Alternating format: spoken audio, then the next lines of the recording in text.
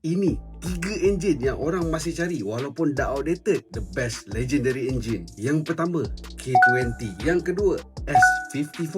Dan yang ketiga, 2JZ. Tapi kenapa makin lama harga dia makin mahal?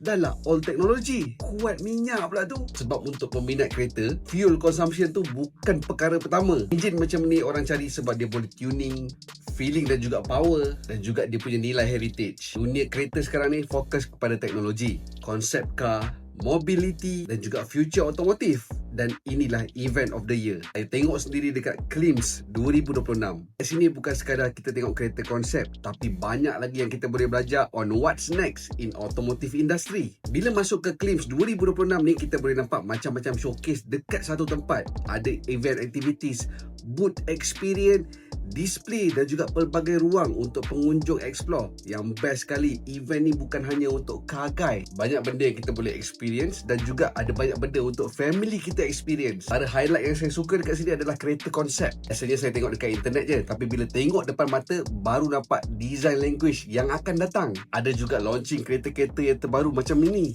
Lepas tengok produk yang terbaru, kita pergi kat belakang pula. Ada banyak produk untuk aftermarket dan juga automotive accessory, car care, gadget dan juga berkaitan detailing kereta. Dekat sini pun ada banyak benda yang kita boleh explore. Saya dapat engine oil pada harga yang murah. Bagi saya, event CLIMS 2026 ni sesuai untuk korang yang minat kereta, nak tengok gambaran besar apa yang tengah terjadi dalam dunia otomotif sekarang. Showcase semua ni bukan fokus kepada branding saja, tapi experience dalam teknologi, design dan juga mobility. Antara aktiviti yang best dekat sini adalah RC Track, Sepang Formula Car, Tamiya punya collection, Pokemon Truck dan juga Race Car Simulator. Ada juga Flight Simulator. Dijemput ke CLIMS 2026 dekat Mitek minggu ni. Untuk korang yang tengah plan nak cari kereta baru, inilah tempat dia. Kereta apa yang korang paling nak tengok tahun ni? Cuba korang komen.